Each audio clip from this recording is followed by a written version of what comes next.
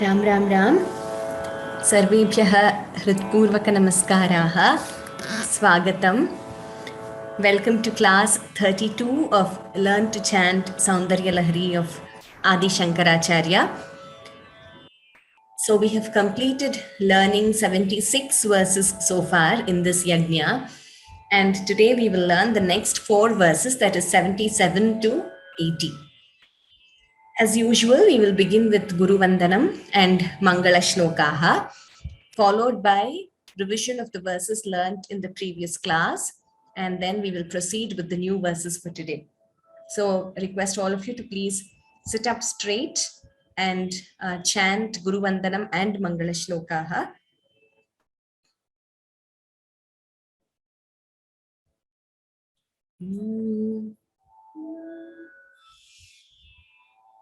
Gururev gatirgurumev bhaje Gurunaiva sahasmi namo gurave Na gurov paramam shishurasmi guroho Matirasti gurau mama pahi guro Shruti smriti purananamayam karunalayam Namami bhagavat pada shankaram lokashankaram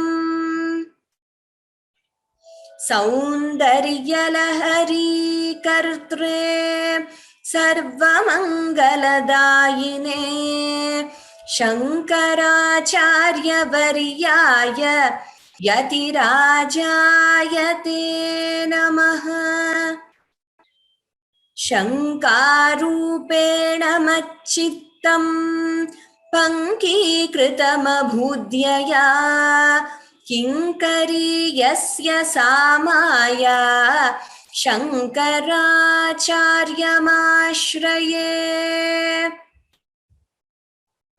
Shivashaktya yuktaha Yadi bhavati shakta prabhavitum Na chedevam devaha Na khalu kushalaspanditum Atastvamadhyam harihara virinchadibhirapi Pranantum stotum va Kathamakrita punya prabhavati.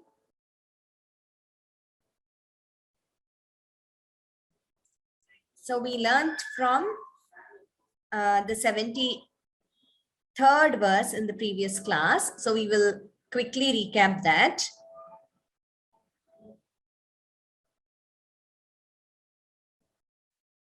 Amute vakshojau amritarasamanikya kutupau nasandehaspandah Nagapati patake manasinaha Pipantau tau yasmat Avidita vadhu sangarasikau Kumaravadyapi Dviradavadana kraunchadalanau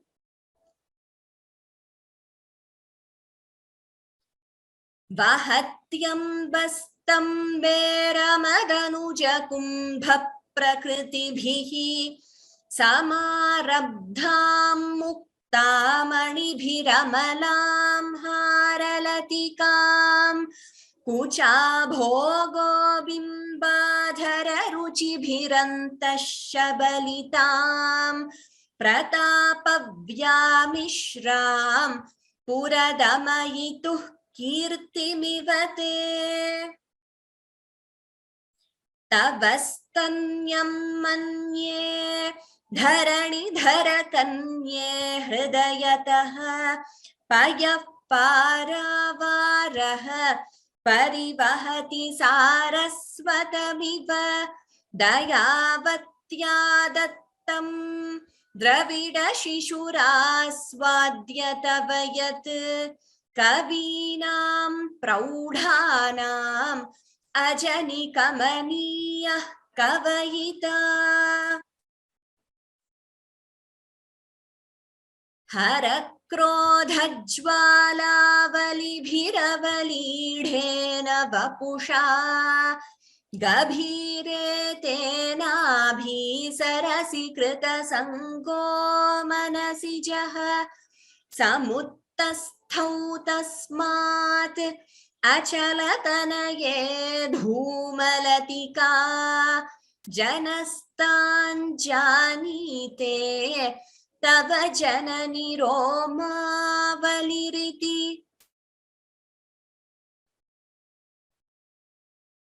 Okay, so we will learn from the 77th verse onwards.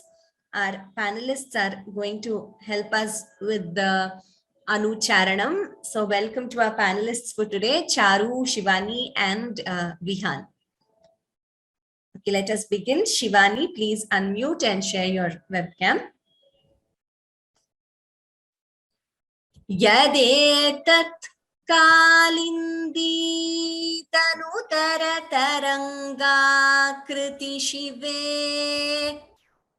यदेतत् Kalindi तनुतरतरङ्गाकृति शिवे यदेतत् कालिन्दी तनुतरतरङ्गाकृति शिवे कृषे मध्ये किञ्चित् कृषे मध्ये किञ्चित् कृषे मध्ये किञ्चित् जननि तव यद्भाति सुधियाम् जननि तव यद्भाति सुधियाम् जननि तव यद्भाति सुधियाम् विमर्दादन्योन्यम् विमर्दादन्योन्यम् विमर्दादन्योन्यम्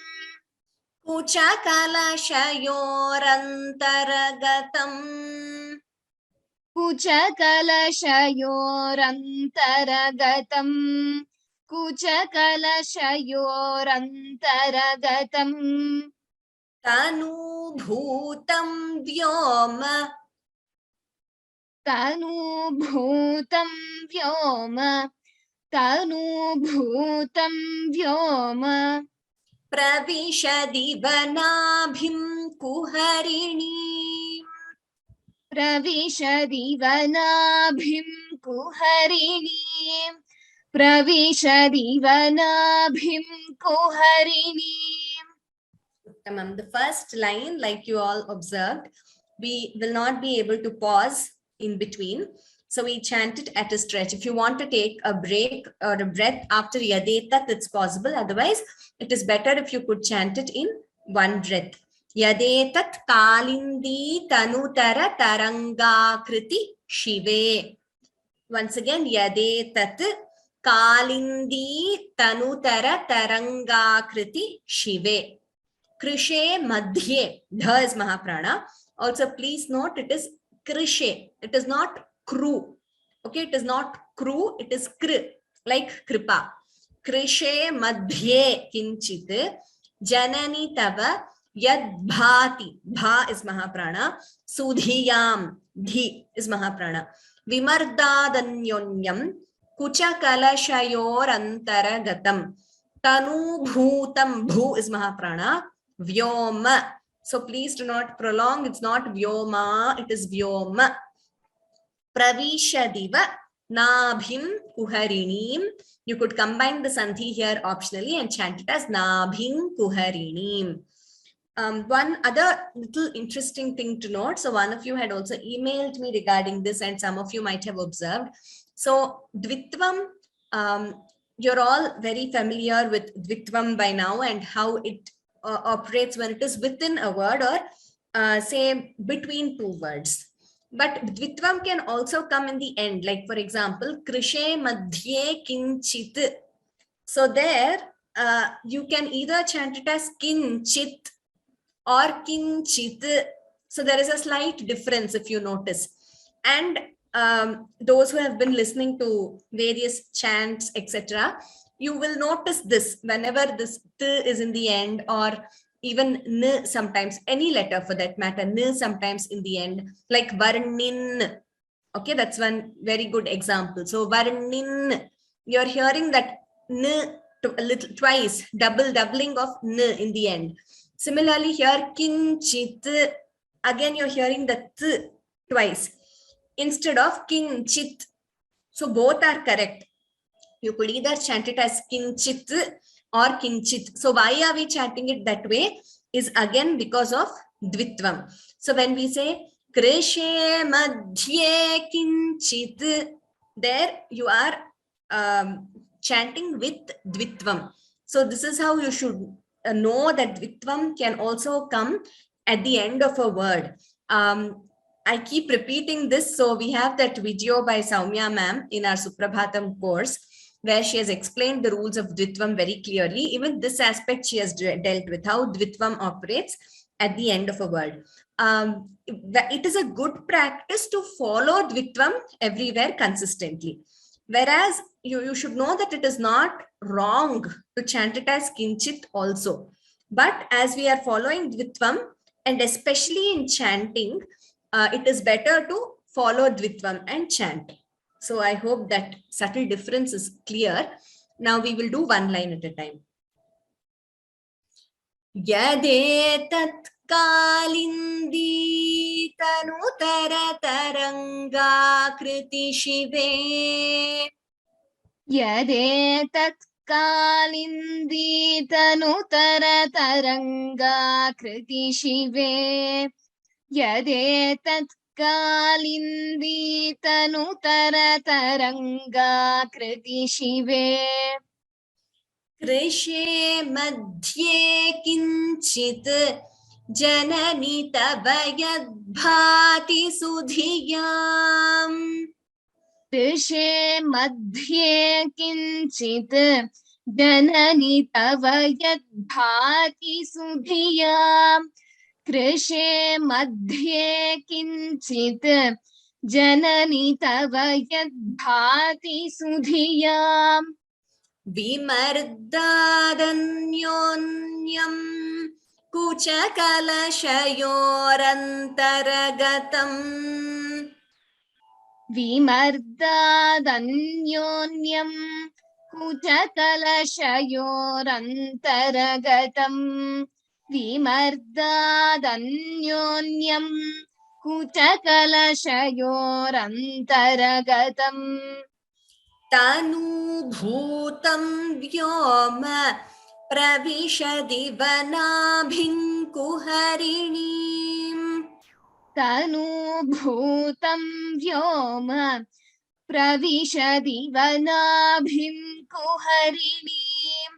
तनुभूतं व्योम प्रविशदि वनाभिं कुहरिणीम्. Uttamam. Now let us do half a verse at a time. Yadetat kalindi tanutara taranga kriti shive. Krishe madhye kinchit janani tava yadbhati sudhiyam. यदेतत् Kalindi तनुतर तरंगा कृति शिवे. कृषे मध्ये किंचित जननी तव यद्भाति सुधियाम्. यदेतत् कालिन्दी तनुतर तरंगा कृति शिवे. कृषे मध्ये किंचित जननी तव यद्भाति सुधियाम्. विमर्दादन्योन्यं कुचकलशयोरन्तरगतम्. तनुभूतं व्योम प्रविशदि वनाभिं कुहरिणीम्. विमर्दादन्योन्यं कुचकलशयोरन्तरगतम्. तनुभूतं व्योम प्रविशदि वनाभिं कुहरिणीं विमर्दादन्योन्यं कुचकलशयोरन्तरगतं तनुभूतं व्योम प्रविशदि वनाभिं कुहरिणीम्. Now the entire verse. Yadetat kalindi tanutara taranga kriti shive krishe madhye kinchit janani tavayad bhati sudhiyam vimardadanyonyam kuchakalashayorantaraгаtam तनुभूतं व्योम प्रविशदि वनाभिं कुहरिणीम्. यदेतत् कालिन्दीतनुतरतरङ्गाकृति शिवे कृशे मध्ये किञ्चित् जननि तव यद्भाति सुधिया विमर्दादन्योन्यं कुचकलशयोरन्तरगतं तनुभूतं व्योम प्रविशदि वनाभिं कुहरिणीम्. यदेतत् कालिन्दीतनुतरतरङ्गाकृति शिवे कृशे मध्ये किञ्चित् जननि तव यद्भाति सुधिया विमर्दादन्योन्यं कुचकलशयोरन्तरगतं तनुभूतं व्योम प्रविशदि वनाभिं कुहरिणीम्. One more thing to note, please note that the last word should be pronounced as kuharinim. The na should be clear. So please, all of you note that. Sometimes there is a tendency to pronounce it as na, not na. So that na, kuharinim, that na should be heard clearly. Okay, now we will move to the next verse. Charu.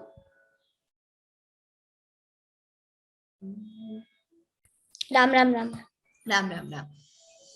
स्थिरो गंगावर्तः स्थिरो गंगावर्तः स्थिरो गंगावर्तः स्तनमुकुलरोमावलिलता स्तनमुकुलरोमावलिलता स्तनमुकुलरोमावलिलता कलावालङ्कुण्डं कलावालङ्कुण्डं कलावालङ्कुण्डं कुसुमशरतेजोहुतभुजः कुसुमशरतेजोहुतभुजः कुसुमशरतेजोहुतभुजः रतेर्लीलागारम् रतेर्लीलागारं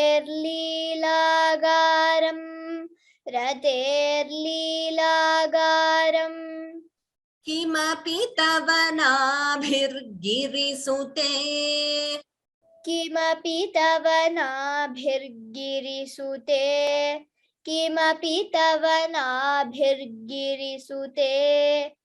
बिलद्वारं सिद्धेः बिलद्वारं सिद्धेः बिलद्वारं सिद्धेः गिरीशनयनानां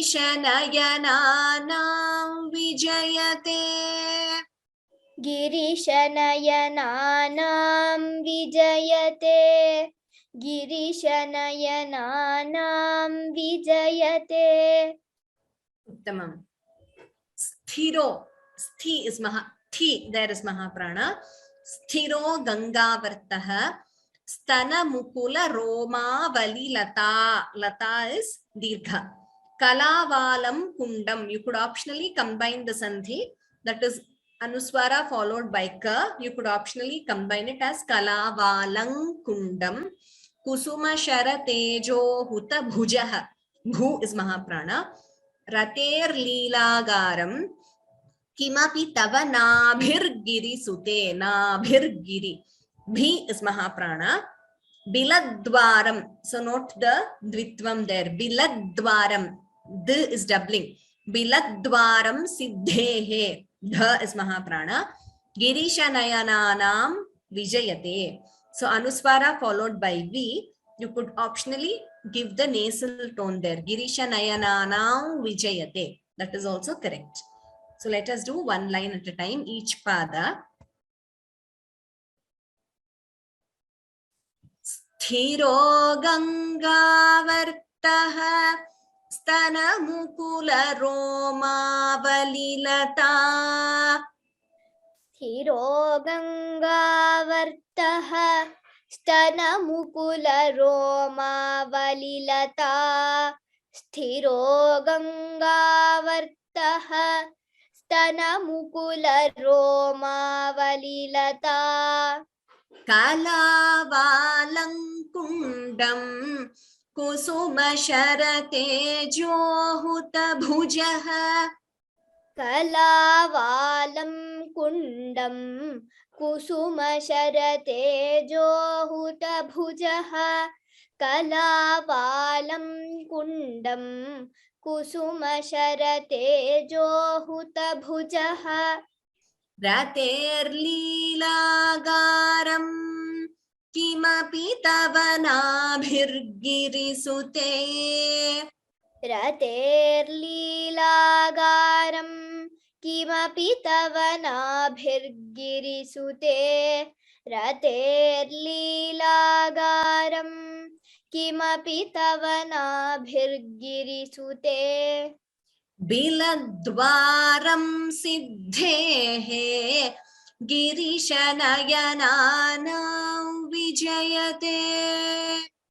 Biladwaram siddhehe girishanayanaanam vijayate. Biladwaram siddhehe girishanayanaanam vijayate. Tamam. So now we will do 2 lines at a time. Sthiro gangavartah stanamukula romavalilata. Kalavalang-kundam kusuma-shara-tejo-huta-bhujaha. Sthiro gangavartah stanamukula romavalilata. Kalavalam-kundam kusuma-shara-tejo-huta-bhujaha. Sthiro gangavartah stanamukula romavalilata. Kalavalam-kundam kusuma-shara-tejo-huta-bhujaha. Rater-leelagaram kimapi tava nabhirgirisute. Biladwaram siddhehe girishanayanaanam vijayate.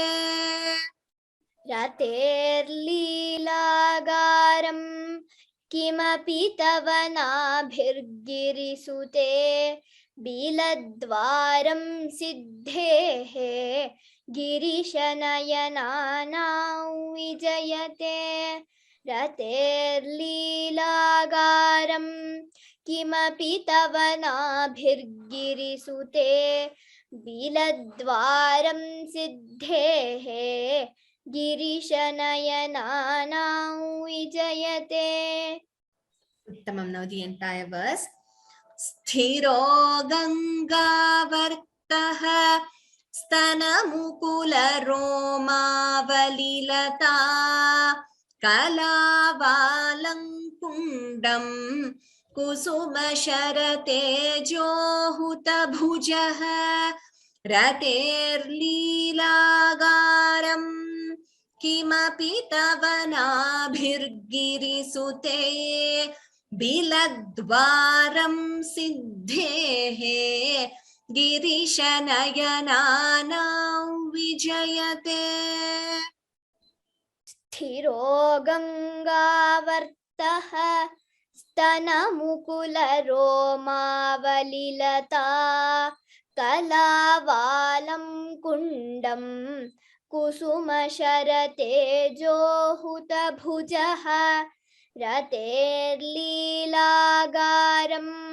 किमपि तव नाभिर्गिरिसुते बिलद्वारं सिद्धेः गिरिशनयनानां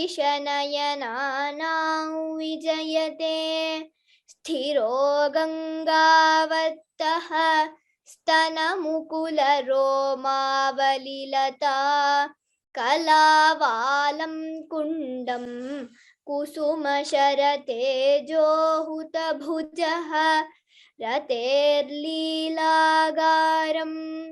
किमपि तव नाभिर्गिरिसुते बिलद्वारं सिद्धेः गिरिशनयनानां विजयते. Uttamam, Charu. So before we move to the next verse, there is a question whether we can recite third line in one go. Now, like I have been saying, you can recite all lines in one go in Soundaryalahari or in any verse for that matter. Depends on one's breath control, one thing, and secondly, on whether we are very clear on combining the sandhis. So once we achieve that, then we can, even the first verse for that matter, instead of Shiva Shaktya Yuktaha Yadi Bhavati Shakta Prabhavitum, we could chant it as Shiva Shaktya Yukto Yadi Bhavati Shakta Prabhavitum Na chedevan devo na khalu kushalaspanditum. So I didn't stop anywhere, right? And also I combined the sandhi. Shiva Shaktya Yukto na chedevan devo na khalu. So this is when we are very sure about combining the sandhis very correctly, then there is no need to split. There is no need to pause. You can chant entire line. You can, if you choose, you can chant entire verse also together. But we are following this consistently to pause wherever it is possible. Therefore, we are giving you this gap also. If you see, wherever it is possible, in this particular chandas, after the sixth letter, this is yati, that is viramasthanam, when we take a pause in one pada, in one quarter. So wherever that is possible, we are consistently following, pausing there and then moving, because there are a lot of them who are first time learners, first time to Sanskrit also. So to cater to everyone, we are pausing wherever we can so that we can learn small bits clearly. If you choose to not pause and chant entire pada at a time, you are welcome to do it. But whenever there is a sandhi and you have to combine it, you should be careful. We have already told you this. We will also upload a document with all the sandhis combined on the course page. So then if you want, you could follow that, combining the sandhis and chanting. Now, either way is correct. Whether you choose to pause and chant or combine and chant is correct, provided both ways you are doing it correctly. Meaning, if you pause, if there is a sandhi, you should split it correctly. If you choose to combine and chant, again, if there is a sandhi, you should combine it correctly. As long as you do this, then it is correct. It is better to follow one practice for consistency, whether pausing or combining and chanting. Now, in some shlokas, we will not be able to pause because it is a samasta padam or a compound word. In such cases, I always point out to you saying in this verse, we cannot pause. In such verses, we have to compulsorily chant at a stretch and we cannot take a break there. Wherever it is possible to take a break, we are indicating with this space in between, and I am also teaching accordingly. So I hope that answers your question, Mahodaya. Now we will go to the next verse. Vihan. Ram Ram Ram. Ram Ram Ram. Nisargaksheenasya Nisargaksheenasya स्तनतटभरेण क्लमजुषः स्तनतटभरेण क्लमजुषः स्तनतटभरेण क्लमजुषः नमन्मूर्तेर्नारीतिलक नमन्मूर्ते नारीतिलक नमन्मूर्ते नारीतिलक. there Vihan, it is Naman Murter Nari Tilaka. Second ra also is there. Okay, I'm hearing it as Naman Murte Nari. I don't know if you're chanting, but I couldn't hear the ra properly. Naman Murter Nari Tilaka. Okay, could you chant once again? Naman naరీతిలక. Uttamam. Yes, once again. नारीतिलक. Shanakaistrutyata iva. शनकैस्तृट्यत इव शनकैस्तृट्यत इव. Chirante madhyasya. चिरन्ते मध्यस्य चिरन्ते मध्यस्य. Trutita tatini tirataruna. त्रुटितटिनी तीरतरुणा. त्रुटितटिनी तीरतरुणा. Uttamam. Samavasthasthem naha. समावस्थास्थेम्नः समावस्थास्थेम्नः. Bhavatu kushalam shailatanaye. भवतु कुशलं शैलतनये. भवतु कुशलं शैलतनये. Uttamam. Nisargaksheenasya. Note the dvitvam there. That k is doubling. Nisargaksheenasya. Stana tata bharena klamajushaha. Again dvitvam. K is doubling here also. Stana tata bharena klamajushaha. Extra k is heard before klama. Dvitvam. Also, bha is mahaprana. Naman here also the second line. Usually, like I said, after the sixth letter we have a pause, but here that is not possible even in the second line. So we chant it together. Naman murter nari tilaka shanakai strupyata iba. So it is better if we chant the entire line at one stretch. And please note, Naman murter nari tilaka. Two ras are there. Naman murter nari tilaka. Shanakai strupyata. This ta and ta should be clear. We should not interchange. Shanakai strutyata iva.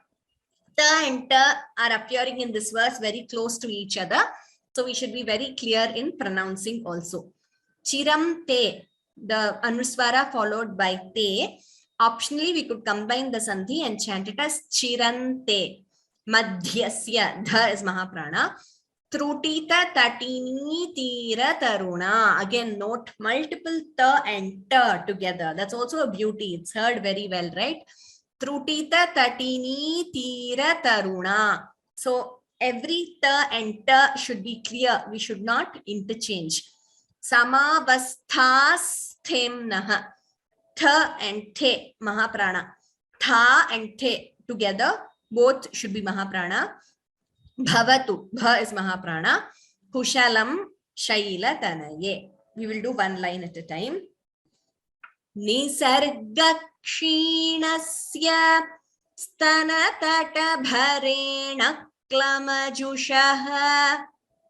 निसर्गक्षीणस्य स्तनतटभरेण क्लमजुषः निसर्गक्षीणस्य स्तनतटभरेण क्लमजुषः नमन्मूर्तेर्नारी तिलकशनकैस्तृट्यत इव नामन्मूर्तेर्नारी तिलकशनकैस्तृट्यत इव नामन्मूर्तेर्नारी तिलकशनकैस्तृट्यत इव चिरन्ते मध्यस्य त्रुटिततटिनीतीरतरुणा तीरन्ते मध्यस्य त्रुटिततटिनीतीरतरुणा तीरन्ते मध्यस्य त्रुटिततटिनीतीरतरुणा समावस्थास्थेम्नः भवतु कुशलं शैलतनये समावस्थास्थेम्नः भवतु कुशलं शैलतनये समावस्थास्थेम्नः भवतु कुशलं शैलतनये. Uttamam. One more thing to note, iva is a hrasva, short letter. So we should not prolong it. Similarly, madhyasya is also a short letter. That also should not be prolonged. And kshinasya, here the first line, there also we should not prolong it as a dirgha. It should not be heard as a. So it should not be heard as kshinasya or madhyasya, iva. That would be wrong. So sometimes while chanting in the tune, there is a tendency to prolong. Wherever there is hrasva, short letter, it should be heard as short itself. So we have chanted that well. So now we have to do 2 lines at a time, right, Vihan? Nisarga kshinasya स्तनतटभरेण क्लमजुषः नमन्मूर्तेर्नारी तिलकशनकैस्तृट्यत इव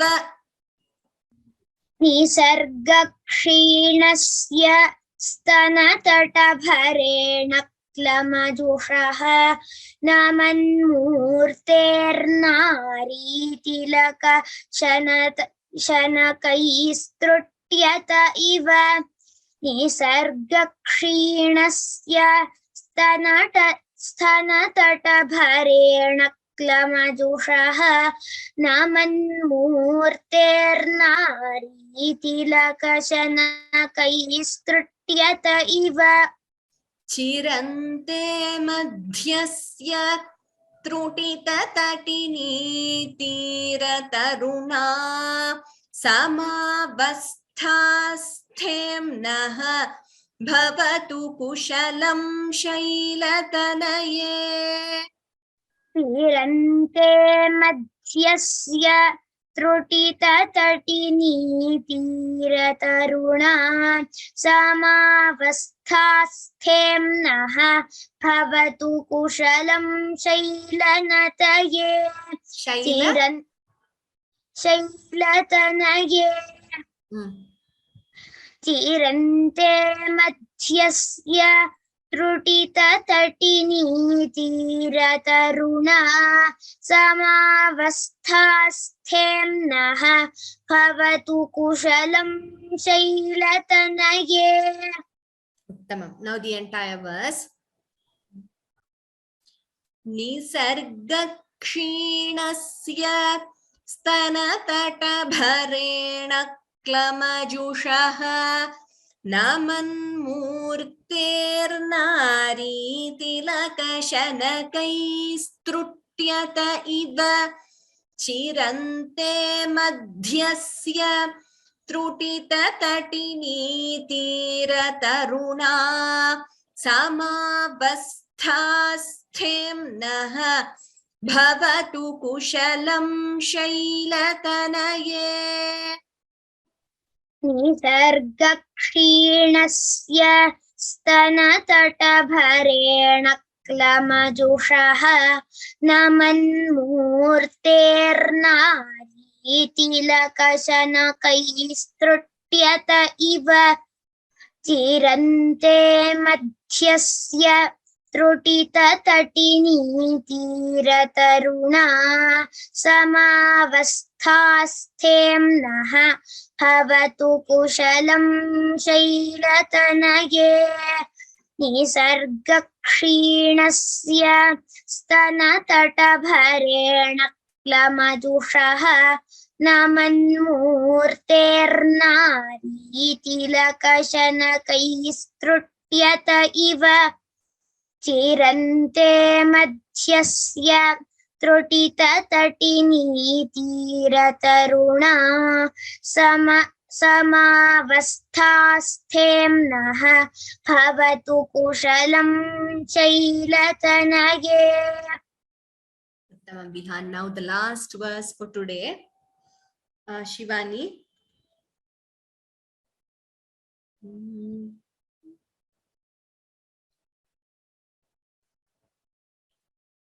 Kuchau sadyasvidyat. Kuchau sadyasvidyat. Kuchau sadyasvidyat.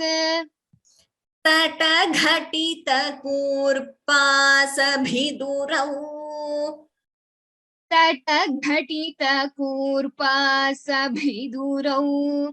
तटघटितकूर्पासभिदुरौ. कषन्तौ दोर्मूले. कषन्तौ दोर्मूले. कषन्तौ दोर्मूले. कनककलशाभौ कलयता. कनककलशाभौ कलयता. कनककलशाभौ कलयता. तवत्रातुं भङ्गात्. तवत्रातुं भङ्गात्.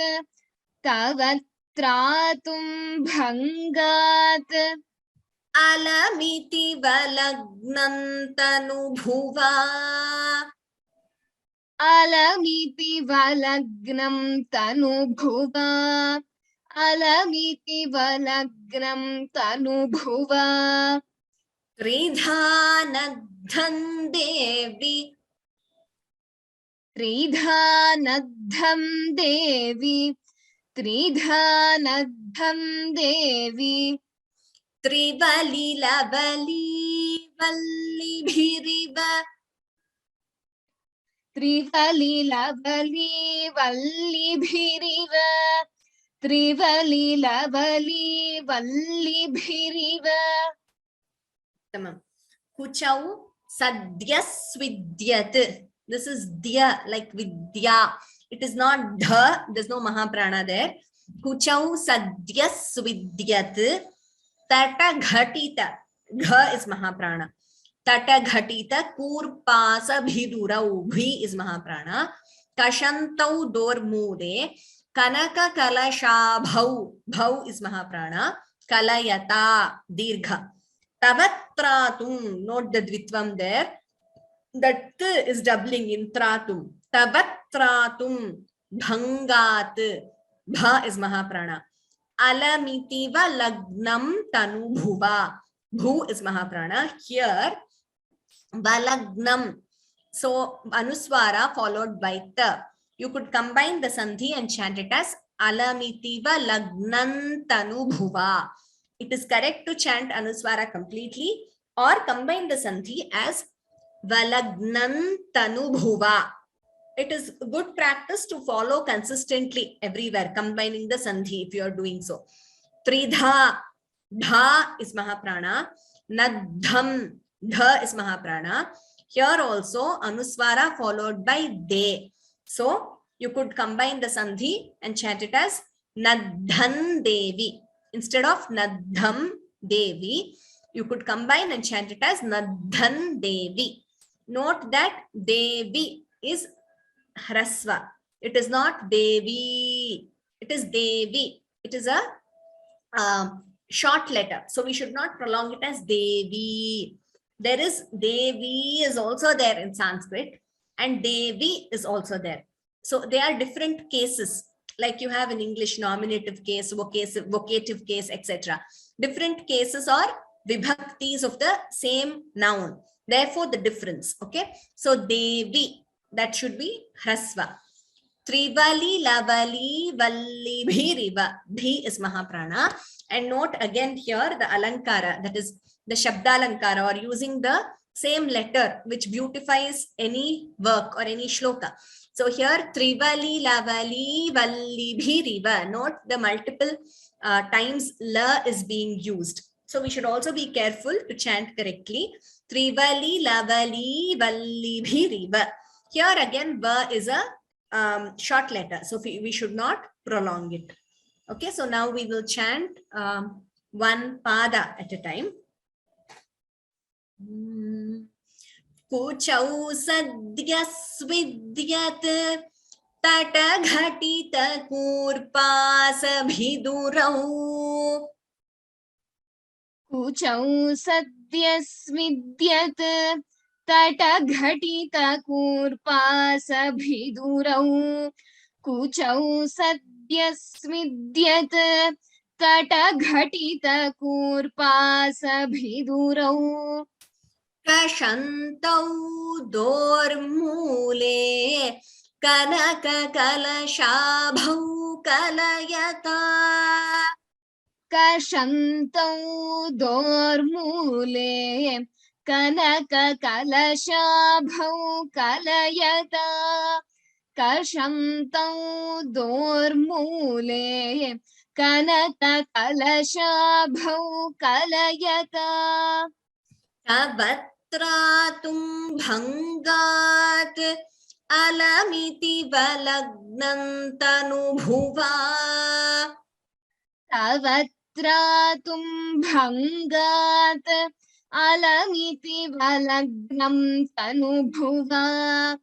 तवत्रातुं भङ्गात् अलमिति वलग्नं तनुभुवा.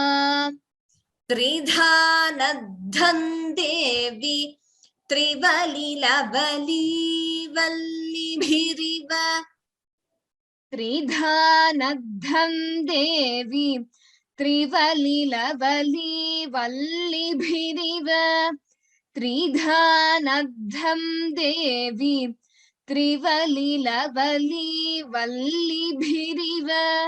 Okay, now we'll do half verse at a time. This time, Shivani, request you to please combine the sandhi here. Alamitiva lagnan tanubhuva and tridhanadhan devi. So that will be clear for them also, those who are listening, as to how to combine the sandhi. Now we will do half a verse at a time. Puchau sadyasvidyat tataghatita kurpasabhidurau. कषन्तौ दोर्मूले कनककलशाभौ कलयता. कुचौ सद्यस्विद्यत् तटघटितकूर्पासभिदुरौ. कषन्तौ दोर्मूले कनककलशाभौ कलयता. कुचौ सद्यस्विद्यत् तटघटितकूर्पासभिदुरौ. कषन्तौ दोर्मूले कनककलशाभौ कलयता. तवत्रातुं भङ्गात् अलमिति वलग्नं तनुभुवा. त्रिधा नद्धं देवी त्रिवलिलवली वल्लिभिरिव. तवत्रातुं भङ्गात् अलमिति वलग्नं तनुभुवा. त्रिधा नद्धं देवी त्रिवलिलवली वल्लिभिरिव. तवत्रातुं भङ्गात् अलमिति वलग्नन्तनुभुवा त्रिधा नद्धन् देवी त्रिवलिलवली वल्लिभिरिव. Uttamam. Now the entire verse.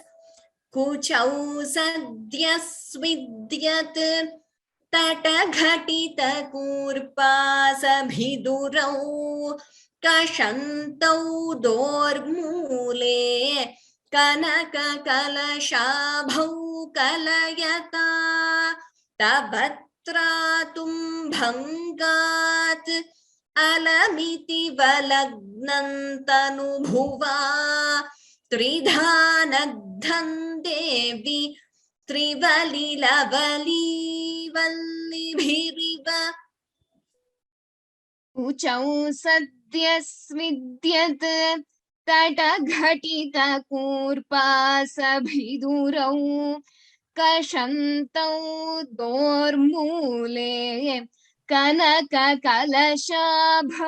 कलयता तव भङ्गात् अलमिति वलग्नन्तनुभुवा त्रिधा नद्धन् देवी त्रिवलिलवली वल्लिभिरिव. कुचौ सद्यस्विद्यत् तटघटितकूर्पासभिदुरौ कषन्तौ दोर्मूले कनककलशाभौ कलयता तव भङ्गात् अलमिति वलग्नन्तनुभुवा त्रिधा नद्धन् देवी त्रिवलिलवली वल्लिभिरिव. Uttamam. So here when we say Devi, that is Hrasva, that is, not Devi, but Devi. Like I said, it's a different case. So Devi means it's a vocative case. Sambodhana Prathama. When you are addressing Devi, hey Devi, then it is Hrasva. That is a short letter. Devi is also there. So that is the first Prathama Vibhakti, Devi. Here it is different. It is Devi, hey Devi, when you are addressing Devi. So that is the difference. So every, Hrasva, Dirgha, short letter, long letter, it makes so much of a difference grammatically and according to the meaning. So Devi is the first Vibhakti, the first case, whereas Devi, like I said, is Sambodhana or vocative, addressing case. So which is why this is just an example to show how we should be very careful while chanting and pay attention to every little syllable, every little hrasva, dirgha, long letter, short letter, alpa prana, mahaprana, as it could make a huge difference. Okay, so now we will quickly revise 77 to 80, what we have learned today. Yadetat kalindi tanutara taranga kriti shive krishe madhye kinchit janani tava yadbhati sudhiyam vimardadanyonyam kuchakalashayorantaraгаtam tanubhutam vyoma pravishadi vanabhinkuharinim sthiro gangavartaha stanamukula romavalilata kalavalanкундam kusumasharatejोहुतभुजः raterlilagaram kimapi tavanabhirgirisute biladvaram siddhehe girishanayana vijayate nisargakshīणस्य स्तनतटभरेण क्लमजुषः नमन्मूर्ते तिलकशनकैस्तृट्यत इव चिरन्ते मध्यस्य त्रुटिततटिनी तीरतरुणा समावस्थास्थें नः भवतु कुशलं शैलतनये ऊचौ सद्यस्विद्यत् तटघटितकूर्पासभिदुरौ कषन्तौ दोर्मूले कनककलशाभौ कलयता तवत्रातुं भङ्गात् अलमिति वलग्नन्तनुभुवा त्रिधा नद्धन् देवि त्रिवलिलवलीवल्लिभिरिव. Okay, so we have completed 80. We have 20 more to go.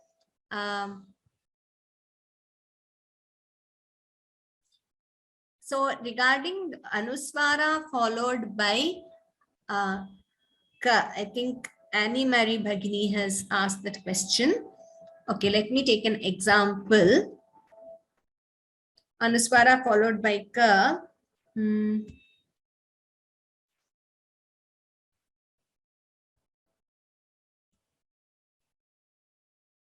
There was one, there were a few places in today's verses also, 77, I think. Yeah. So here, for example, Pravishadiva Nabhim Kuharinim. So here we have Anuswara followed by Ka.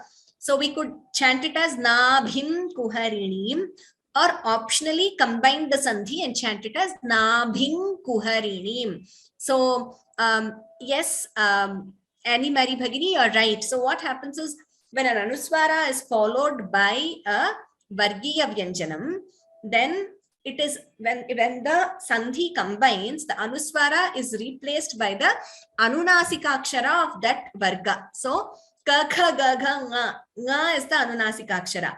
So instead of Anuswara, that Anunasika Akshara comes in its place when the Sandhi combines. So Nabhing Kuharinim. When you write it, combining the Sandhi, we would put Nga and put Ku below.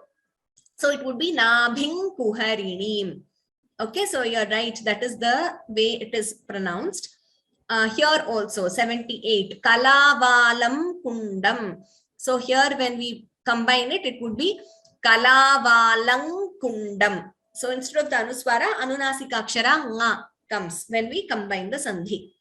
I hope that is clear, Annie Marie Bhagini. Yes, okay.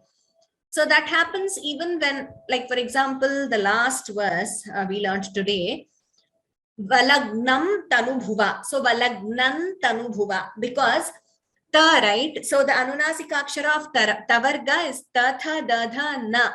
So instead of Anuswara, we get Na. Valagnan Tanubhuva. Here also Nadhan Devi. Again, they belong to the same Varga, right? Ta and the. Na is the Anunasika Aksharam of that Varga. So Nadhan Devi. That is the rule.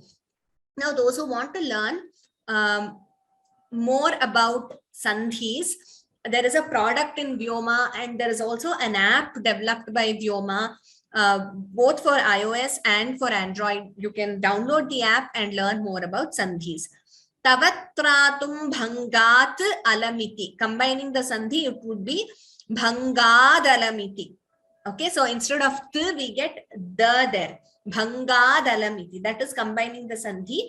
But we in this class we are following the same consistent practice. So whenever we can pause after the sixth letter, that is yati, viramasthanam in this chandas, we will pause, we will split the Sandhi and learn it. Okay, for consistency. Also, for those who are learning for the first time, it really helps if you split the Sandhi and learn. Later, once you're very perfect with the verses and when you get familiar with the rules of Sandhi, you could combine and chant.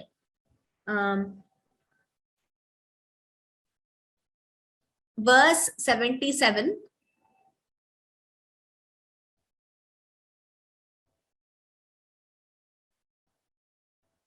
Tanu bhutam vyoma.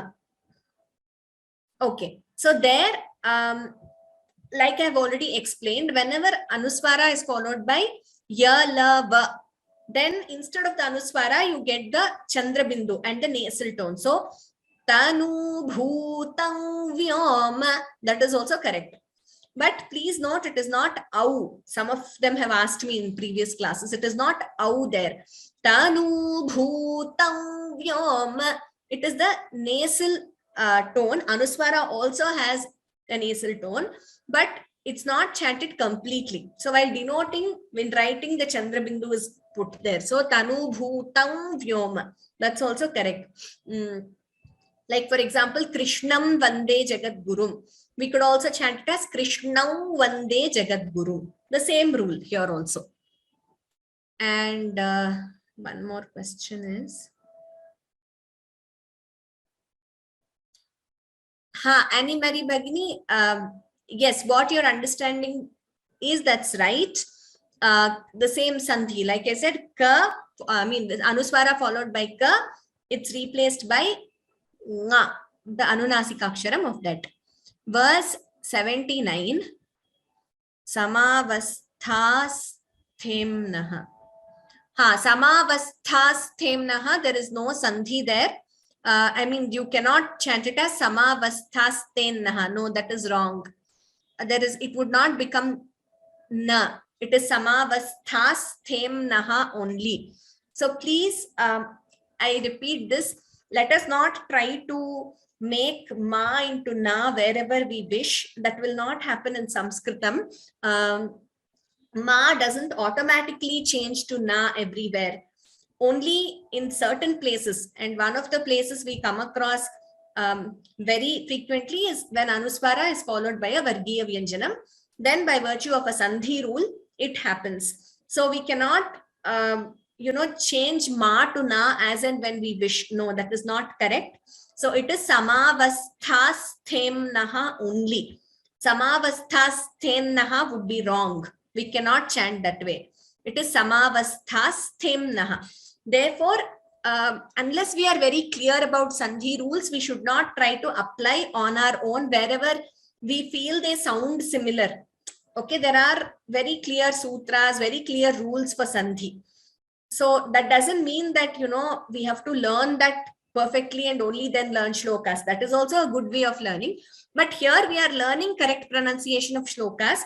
Through that, wherever it is possible, wherever we are coming across, we are learning some sandhis here and there. So wherever there is a sandhi, you want to learn more about it, please, you can read about the sandhi. And there are courses in Vyoma, and the app is also there. Like I said, you can learn more about that. So one request, please do not try to combine or split if you are not clear about the sandhi. Please clarify.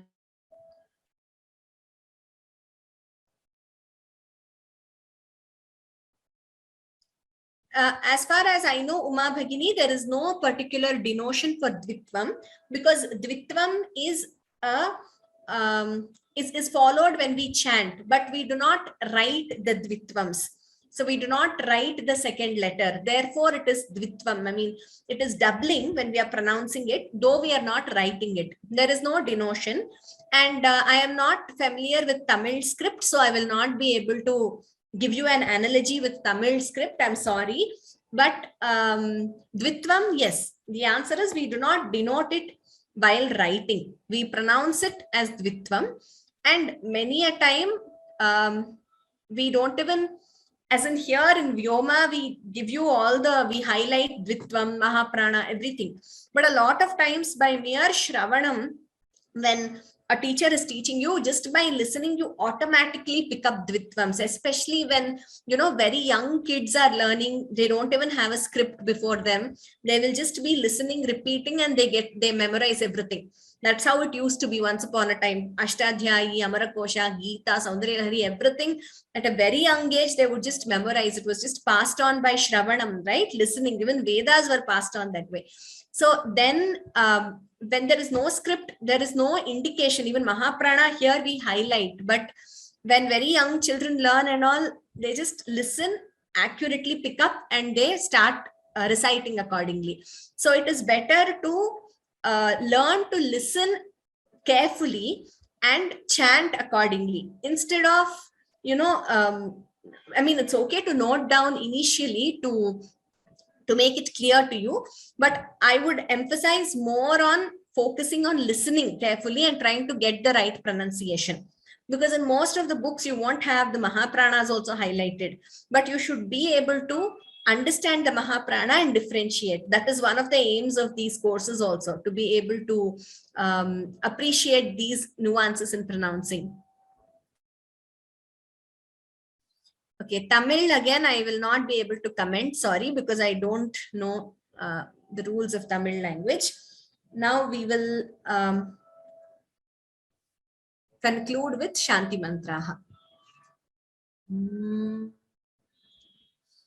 Sarve bhavantu sukhinah, sarve santu niramayah, sarve bhadrani pashyantu, ma kaschid dukha bhag bhavet. Om Shanti Shanti Shanti. Sarvebhyaha dhanyavadaha. Thank you very much. Thank you to all our panelists also. So request you to please attend regularly. We have just a few more classes left. We are going to complete learning all the 100, then have maybe a few revision sessions before we have the final assessment. So please attend regularly, encourage all your friends, relatives also to attend regularly. Even if they want to join now, it is absolutely fine. They will be able to pick up. So let them not think, oh, AP are already over. The recordings are available. We will also have revision sessions. Dhanyavadaha. Let us meet next Sunday. Agami Ravivasare Punarmilamaha. Ram Ram Ram.